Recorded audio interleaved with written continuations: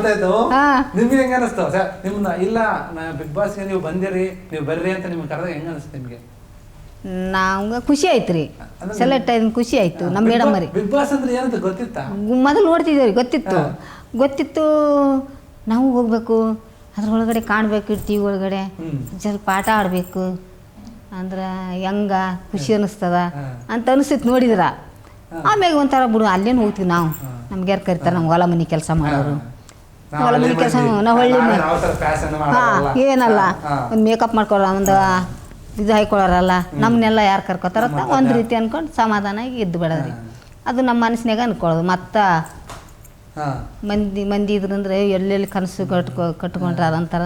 ನಮ್ಮ ಕಡೆ ಏನೋ ಸ್ವಲ್ಪ ಜಾಸ್ತಿ ಇದು ಮಾಡಿ ಸಿಟಿಗೆ ಹೋಗಿ ಬಂದ್ ಮತ್ತೆ ನಾವು ಹಳ್ಳಿಗೆ ಹೋಗ್ಬಿಟ್ರೆ ಏನೋ ಸ್ವಲ್ಪ ಇದು ಮಾಡಿದ್ರೆ ಇದೇನಿದು ಕೋಳಿ ಹಿಂಗ್ ಮಾಡ್ತಿದ್ದು